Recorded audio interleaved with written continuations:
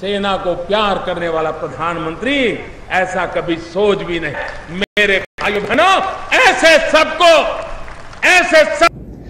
देखिए, एक बहुत पुरानी कहावत है कि सैनिक कभी रिटायर नहीं होता।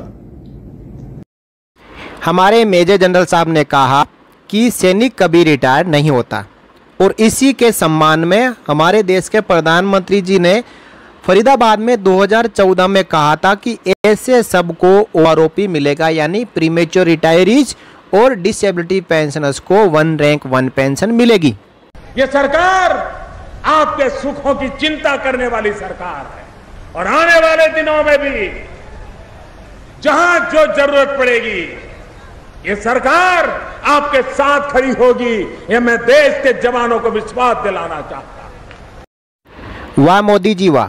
20 फरवरी 2023 से लगातार जवान अपना धरना और प्रदर्शन कर रहे हैं कि उनकी पेंशन सही नहीं है, पेंशन में ढेरों विसंगतियां हैं और उनके साथ भेदभाव किया जा रहा है। और आप कह रहे हैं कि ये सरकार आपकी चिंता करती है, और आगे भी भविष्य में यदि आपको कोई समस्या आएगी तो ये सरकार आपके साथ खड़ी है, हर समस्या का समाधान करेगी।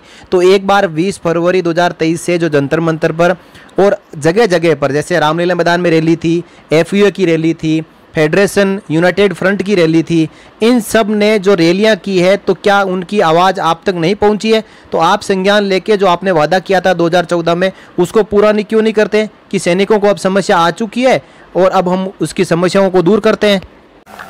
भाइयों बहनों, हमारे पूर्व सैनिकों को बीमारी में दर दर भटकना पड़े, हाथ पैर गंवाने वाले युद्ध की भूमि में शरीर के अंग न्यौछावर करने वाले हमारे आधुनिक दधीची, ये हमारे सैनिक, किसी ने अपना हाथ दे दिया, किसी ने पैर दे दिया, किसी ने दोनों पैर दिए, किसी ने दोनों भुजाएं दे दी, मां भारत को अर्पण कर दी। उनको जब निवृत्ति के बाद अस्पताल में, डॉक्टर के यहां, रेलवे में, बस में लोगों से याचना करनी पड़े, मित्रों, इससे बुरा कुछ नहीं हो सकता। यह हमारे लिए चिंता और जिम्मेवारी का विषय है। हमें इस स्थिति को बदलना होगा। हमारे पूर्व सैनिक गौरव से जिए, आत्मसम्मान से जिए, उनकी वाजिब मांगनियों का स्वीकार हो, उसमें कौन रोकता है? वाह मोदी जी वाह। 2014 में प्रधानमंत्री जी बनने से पहले आपको पूर्व सैनिकों की चिंता थी और आपको इसका जिम्मेदारी का एहसास भी था कि हमें इनका सम्मान करना चाहिए, पूर्व सैनिकों के गौरव को बनाकर रखना चाहिए। लेकिन 2016 से ही पूर्व सैनिक पेंशन विसंगतियों को दूर करने को लेकर मांग कर रहे हैं, सुप्रीम कोर्ट तक चले गए, लेकिन आप उनकी एक तक नहीं सुन रहे हो। तो क्या अब पूर्व सैनिकों के प्रति आपकी चिंता और आपकी जिम्मेदारी खत्म हो गई है? क्या कोई एक बार इलेक्शन जीतने के बाद में जो अपने किए हुए वादे भूल जाता है? एक बार पूर्व सैनिकों की आप जरूर सुने, क्योंकि आपने खुद ही वादा किया था कि आगे भी यदि कभी पूर्व सैनिकों को समस्या आएगी तो ये सरकार हमेशा पूर्व सैनिकों के साथ में खड़ी है। कई वर्षों से 1 रैंक 1 पेंशन आए दिन सुनने को मिलता है। क्या तकलीफ हुई है? मैं आज सार्वजनिक रूप से देश के सेना के जवानों की तरफ से, देश की सेना के पूर्व जवानों की तरफ से भारत सरकार से मांग करता हूं कि 1 रैंक 1 पेंशन के संबंध में क्या स्थिति है, उसका व्हाइट पेपर घोषित करें, श्वेत पत्र घोषित करें। और भाइयों बहनों, मैं कहता हूं, अगर 2004 में वाजपेयी जी की सरकार बन गई होती तो आज 1 रैंक 1 पेंशन वाली समस्या उलझती नहीं। मित्रों, मिल बैठ करके रास्ता निकालते, अटल जी का उदार मन रास्ता खोज लेता और हमारे पूर्व सैनिकों को, सेना में बैठे हमारे जवानों को एक सम्मान और गौरव के साथ जीने का अवसर देता। अच्छी बात है, आपने यूपीए की सरकार से ये मांग की थी कि 42 ईयर्स से आप 1 रैंक 1 पेंशन पूर्व सैनिकों के लिए लागू नहीं कर रहे हो। आप एक वाइट पेपर घोषित करें कि आप पूर्व सैनिकों के लिए आगे क्या करने जा रहे हो। और आपकी बात यूपीए सरकार ने भी सुनी, 500 करोड़ रुपए पूर्व सैनिकों के लिए 1 रैंक 1 पेंशन के लिए अलॉट भी कर दिए। उसके बाद आपकी सरकार आने के बाद आपने खुद कहा कि ये तो बहुत जटिल मामला था, मुझे गिनती करते करते परेशानी होने लगी और ये मामला 500 करोड़ रुपए का नहीं 10,000 करोड़ रुपए से ज़्यादा का है। तो चलिए कोई बात नहीं, आपने वादा किया लेकिन आपने वादा निभाया। अब गौरव और सम्मान की बात पूर्व सैनिकों के लिए तब होगी जब आप ये OROP असली वाली लागू करेंगे। मित्रों, हमारा देश ओलंपिक में अपनी जगह नहीं बना पा रहा है। हमारे एक पूर्व साथी ओलंपिक में नाम रोशन किया, सेना के जवान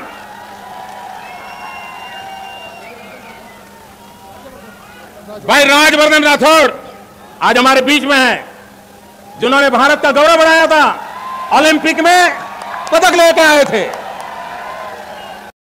सही बात है, एक जवान कर्नल राज्यवर्धन सिंह राठौड़ को ओलंपिक में पदक मिला तो पदक के साथ ही उसे पद भी मिल गया, यानी राजनीति में एंट्री हो गई। आज वो भी एक भूतपूर्व सैनिक है, उनको तो खूब फायदा मिल रहा है, लेकिन उन पूर्व सैनिकों का क्या जो आज सड़कों पर बैठे हैं और आपसे भीख मांग रहे हैं कि हमें असली वाली OROP दे दो, इक्वल MSP दे दो। इसी के साथ ढेरों पेंशन विसंगतियां हैं, उनको लेकर उनकी लगातार मांगे आपके पास पहुंच रही है, लेकिन ना आप सुन रहे हो और ना ही हमारे कर्नल राज्यवर्धन सिंह राठौड़ साहब सुन रहे हैं। वो भी कह रहे हैं कि सरकार ने जो किया बिल्कुल सही किया। जब मेरी पार्टी ने मुझे प्रधानमंत्री के उम्मीदवार के लिए घोषित किया तो 13 सितंबर को रेवाड़ी में मैं आया था और पहला मेरा कार्यक्रम था पूर्व सैनिकों का बहुत बड़ा जमावड़ा में मैं आया था और उस समय मैंने 1 रैंक 1 पेंशन की बात कही थी। याद है, कही थी? याद है?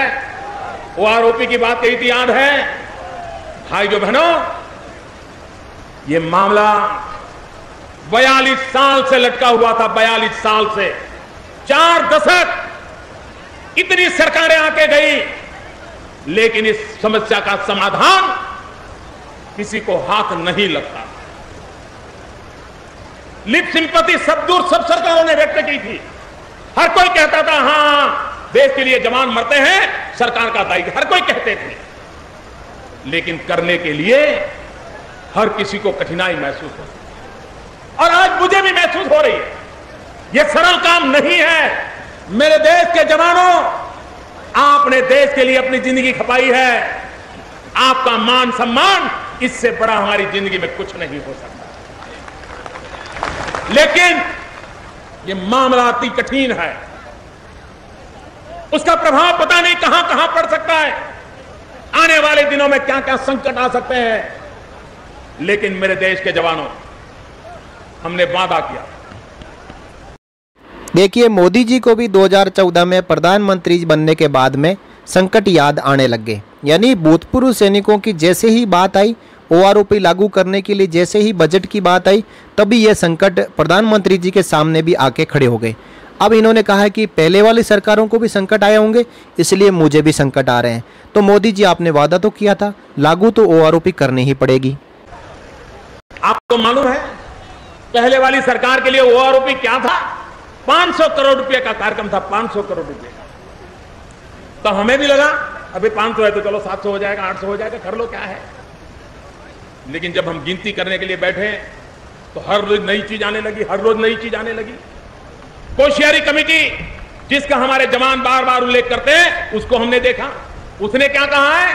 उसने तो 300 करोड़ से भी कम कहा। उसने कहा 300 करोड़ से कम रुपया लग जाएगा तो हो जाएगा। सारी सरकार भ्रमित, बैठे हुए अफसर भ्रमित, सेना के जवानों की बातें भी ऐसी, हर कोई उलझा हुआ था। पिछले कई दिनों से मैं लगातार एक तार को खोलता गया, चीजों को ठीक करता गया और हिसाब लगाता गया। भाइयों बहनों, ये OROP 500 करोड़ में होने वाला खेल नहीं है। ये OROP 300 करोड़ रुपए में पूरा होने वाला काम नहीं है। जब हिसाब लगाया तो हिसाब बनता है 8 से 10 हजार करोड़ रुपए का, 8 से 10 हजार करोड़ रुपया। मेरी सरकार बनी 26 मई 2014 को और मेरा दायित्व बनता है 26 मई 2014 से। ये जो प्रचार करने वाले लोग हैं, वो देश की जनता को और बात खस के हमारे जवानों को भ्रमित करने का पाप करते रहे। 26 मई को इस सरकार का जन्म हुआ, उसी दिन से हमने काम चालू किया और कल हमने घोषणा की तो भी सरकार बनने के तुरंत बाद 1 जुलाई गिनने के लिए उचित रहती है, तो हमने 1 जुलाई से लागू करने का निर्णय कर दिया। भाई धन्यवाद मोदी जी, आपने 40-50 साल से लंबित पूर्व सैनिकों की एक बड़ी मांग को पूरा किया। इसके लिए पूर्व सैनिकों ने 2014 में भी आपका धन्यवाद दिया था और आज भी पूर्व सैनिक आपका धन्यवाद कर रहे हैं कि आपने पूर्व सैनिकों के लिए OROP लागू की। इसमें कोई संदेह की बात नहीं है, लेकिन जो आपने इसकी गणना की है उस गणना में कुछ कमी रह गई है। जो आपने प्रधानमंत्री बनने के बाद 26 मई 2014 से लेके 1 जुलाई 2014 के बीच में 1-1.5 महीने जो आपने गणना की है OROP की, उसमें बड़ी पेंशन विसंगतियां रह गई है। OROP सही से जवानों को नहीं मिली है, ये केवल और केवल अधिकारियों के लिए OROP बन चुकी है। मैं जानता हूं देश के फौज में 80-90% लोग कौन होते हैं। हमारी फौज में 80-90% वो जवान होते हैं जो छोटे छोटे पद पर होते हैं, कंधे पर बंदूक उठा करके जो दुश्मनों से मुकाबला करते हैं, सबसे पहले जान की बाजी वो लगा देते हैं। मैं बता देता हूं मोदी जी, ये जो छोटे छोटे पद वाले हैं इनको बोलते हैं सिपाही, लांस नाइक, नाइक, हवलदार और इनमें शामिल है नायब सूबेदार, सूबेदार और सूबेदार मेजर भी। अब इन्हीं को असली OROP नहीं मिली है, जिनके लिए आपने कहा था कि ये असली हकदार है 1 रैंक 1 पेंशन के। यही वो जवान है जो बंदूक लेके वो दुश्मनों का सामना करने के लिए निकल पड़ते हैं, लेकिन आज वो निकल पड़े हैं असली 1 रैंक 1 पेंशन के लिए। लेकिन सेना की आयु कम हो इसलिए उनको 15 साल के बाद नौकरी छोड़नी पड़ती है, 17 साल के बाद छोड़नी पड़ती है, 20 साल के बाद छोड़नी पड़ती है। इसके लिए अलग अलग शब्द प्रयोग सेना वाले करते होंगे। कुछ लोगों को लगता सही कहा प्रधानमंत्री जी, आप नाम नहीं लेना चाहते, लेकिन जो 15 साल और 17 साल में मजबूरन नौकरी छोड़ते हैं उन्हें सेना में प्री मैच्योर रिटायरमेंट कहते हैं, जिनको कि एक आपकी ब्यूरोक्रेसी ने अलग ही नाम दे दिया VRS यानी वॉलंटरी रिटायरमेंट सर्विस, जो कि सेना में लागू नहीं है। सेना में लागू है प्री मैच्योर रिटायरमेंट। है कि जो 15 साल 17 साल नौकरी छोड़ के गए उनको OROP नहीं मिलेगा। मेरे जवान भाइयों बहनों, चाहे वो हवालदार हो, सिपाही हो, नायक हो, अरे आप ही तो देश की रक्षा करते हो। अगर ये OROP सबसे पहले मिलेगा तो आपको मिलेगा। सुना प्रधानमंत्री जी आपने, आप ही ने कहा था यदि सबसे पहले OROP मिलेगा तो इन 15-17 साल वालों को ही मिलेगा जिन्होंने VRS लिया है, लेकिन आज ऐसा नहीं है। आपने एक बार जब नोटिफिकेशन वापस देखा होगा तो आपने भी ये पाया होगा कि 7 नवंबर 2015 का जो OROP 1 का नोटिफिकेशन था उसमें बात कही गई थी कि 7 नवंबर 15 तक PMR वालों को मिलेगा, लेकिन जैसे ही 1 जुलाई 2019 का जो नोटिफिकेशन जारी हुआ है OROP 2 का, तो OROP 2 के नोटिफिकेशन में प्री मैच्योर रिटायरीज को 1 जुलाई 2014 से ही OROP देने के लिए मना कर दिया गया है।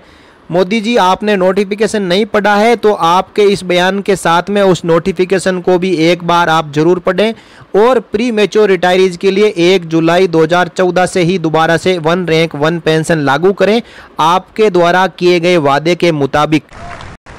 ये VRS के नाम से आपको भ्रमित करने का जो प्रयास है वो गलत कर रहे हैं।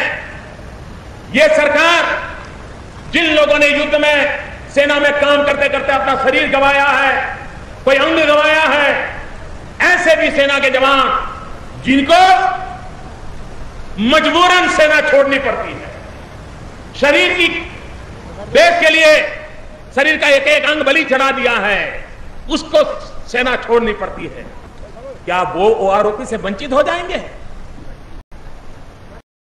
हो गए मोदी जी, VRS और प्री मैच्योर रिटायरीज OROP से वंचित हो गए हैं और भ्रमित करने वाले जीत भी गए हैं, और आपने जो बयान दिया था उसके ऊपर भ्रमित करने वालों ने पानी फेर दिया है। भ्रमित करने वालों की बात सही हुई और आपकी बात गलत हो चुकी है मोदी जी। सेना को प्यार करने वाला प्रधानमंत्री ऐसा कभी सोच भी नहीं सकता है। मेरे भाइयों बहनों, ऐसे सबको OROP मिलेगा। मोदी जी, आपको आपकी ब्यूरोक्रेसी ने भ्रमित किया है, आप एक बार OROP 1 और OROP 2 के नोटिफिकेशन को उठाकर देख लें कि आपने जो कहा था वो बात इम्प्लीमेंट आपकी ब्यूरोक्रेसी ने की है या नहीं है। या तो आपको इस बात का पता नहीं है या फिर आपको पता होते हुए भी आप इस बात को अनदेखी कर रहे हो। और इसलिए 80-90% ये जो 8,000-10,000 करोड़ का खर्च ना, उसका सबसे ज्यादा धन ये 15-17 साल की उम्र में जो सेना छोड़ के घर आते हैं उन जवानों में जाने वाला है। और इसलिए तो अच्छा, ये थी बात। अब बात आई पूरी समझ में। 10,000 करोड़ रुपए का 90% VRS वाले ले गए, तो 10,000 करोड़ रुपए का 9,000 करोड़ रुपए तो VRS वालों को जा रहा था। इसीलिए आपने 1 रैंक 1 पेंशन 2 में VRS वालों का पूरा पत्ता ही साफ कर दिया कि VRS वालों को OROP मिलेगा ही नहीं। तो आप अब जब कह रहे हो कि 65,000 करोड़ रुपए यदि 1 रैंक 1 पेंशन के नाम पर बजट में अलॉट किए गए थे, तो उसका तो 10% ही खर्च हुआ, क्योंकि 90% तो VRS वाले जवान OROP की दायरे से ही बाहर हो गए। फिर तो आपके सरकार की बजट जो नीति है, रक्षा बजट है, उसमें तो बहुत ज़्यादा फायदा हो गया। 65,000 करोड़ रुपए का 90% तो VRS वालों को बाहर करते ही बच गया। अब बचे कुछ थोड़े से हैं जो 10%, उसमें 3% ऑफिसर्स है और 7% वो है जो कलर सर्विस करके आए हैं। वाह मोदी जी, ये भ्रम फैलाने की कोशिश करने की आवश्यकता नहीं है। ये सरकार बहुत स्पष्ट है कि देश के लिए जीने मरने वाले जवानों के लिए OROP लागू करने का हमने वादा किया है और कल हमने घोषणा कर दी है। मोदी जी 2013 में भूतपूर्व सैनिक भ्रमित हो गए और आपकी बातों में आ गए, लेकिन 2024 में भूतपूर्व सैनिक अब भ्रमित होने वाले नहीं है और कोई दूसरा भ्रमित करने वाला नहीं था। आपने ही पूर्व सैनिकों को भ्रम में डाला और अब उनके सामने जो भी सच्चाई है बिल्कुल आ चुकी है। अब भूतपूर्व सैनिक भ्रमित होने वाले बिल्कुल भी नहीं है। लोग कहते हैं कमीशन बनाया, ये कोई पे कमीशन नहीं बनाया। ये सिर्फ ये जो हमने निर्णय किए, क्योंकि पहले 500 करोड़ वालों की भी समझ में कुछ न कुछ गड़बड़ रही, बाद में कोश्यारी कमेटी ने जो रिपोर्ट किया उसमें भी गड़बड़ रही। हमें लगा कि 10,000 करोड़ रुपया देने के बाद भी हो सकता है कहीं कोई कमी रह गई हो, कहीं कोई समझदारी में अंतर रहा हो, कोई हिस्सा सेना का छूट गया हो।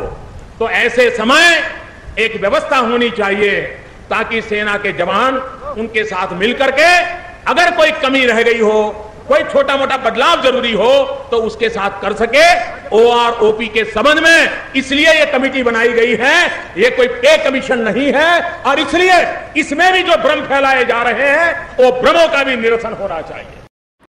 बिल्कुल सही कहा प्रधानमंत्री जी आपने। बहुत बड़ी कमी रह गई थी 1 रैंक 1 पेंशन में। प्री मैच्योर रिटायरीज को 1 रैंक 1 पेंशन मिला नहीं। उसी के बाद में जब 1 मैन जुडिशियल कमेटी बनाई गई तो 1 मैन जुडिशियल कमेटी के सामने भी भूतपूर्व सैनिकों ने अपनी मांग रखी कि PMR वालों को भी मिलना चाहिए OROP। और 1 मैन जुडिशियल कमेटी यानी रेड्डी कमेटी है, उसने भी ये सुझाव दिया है। RTI के जरिए voice of ex serviceman society को कॉपी मिल चुकी है। उसमें लिखा हुआ है कि प्री मैच्योर रिटायरीज को भी OROP दें। लेकिन वो कहाँ गई Modi ji 1 man judicial committee? आपने बनाई तो थी, लेकिन वो सार्वजनिक क्यों नहीं हो रही है मोदी जी? इसके ऊपर भी एक बार आप जरूर बता दीजिए, या फिर 2024 का इलेक्शन आएगा तो उससे पहले जब आप रेवाड़ी में दोबारा से रैली करेंगे तब बता देना कि ये 1 मैन जुडिशियल कमेटी किस लिए बनाई थी, जब इसको सार्वजनिक करना ही नहीं था। और जब उसमें रिकमेंडेशन दी गई है तो उसको सार्वजनिक करते हुए प्री मैच्योर रिटायरीज को भी OROP दे दो। ये सरकार आपके सुखों की चिंता करने वाली सरकार है और आने वाले दिनों में भी जहां जो जरूरत पड़ेगी ये उनके लिए एक लंगड़ी OROP लागू कर दी, जो कि 10% केवल लोगों के लिए लागू है। जैसा आपने खुद कहा 90% VRS वाले हैं, उन सबको तो बाहर कर दिया। और 7% वो है जो कलर सर्विस करके आया है, या फिर फैमिली पेंशनर है, या फिर गैलेंट्री अवार्डीज है, या फिर डिसेबिलिटी पेंशनर्स है, जिनको OROP का लाभ मिला वो भी पूरा नहीं। तो मोदी जी इस ओआरओपी में बहुत सारी विसंगतियां हैं। पूर्व सैनिकों की एक ही मांग है कि इन विसंगतियों को आप दूर करवाएं और वन मैन जुडिशियल कमेटी की जो रिपोर्ट है उसको सार्वजनिक करते हुए एक बार लागू करवा दें, ताकि 70% वन रैंक वन पेंशन की विसंगतियां दूर हो जाएगी।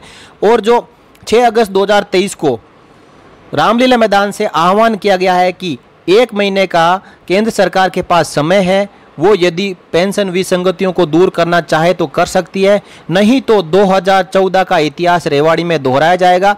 और उसके बाद पूरे भारतवर्ष में पूरी राजधानियों में जहाँ जहाँ राज्यों की राजधानियाँ हैं वहाँ पर भूतपूर्व सैनिकों की रैली होगी। और इस रैली का मकसद एक ही होगा कि 2014 में जो इतिहास बना था उस इतिहास को मिटाना है, ख़त्म करना है। भूतपूर्व सैनिकों की जो वोट है उसकी चोट बहुत ही खतरनाक होगी। इस वीडियो को जो भी भूतपूर्व सैनिक देख रहा हो वो इस बात की समर्थन में आपकी पेंशन विसंगतियों को दूर करवाने के लिए वीडियो को लाइक कर सकता है।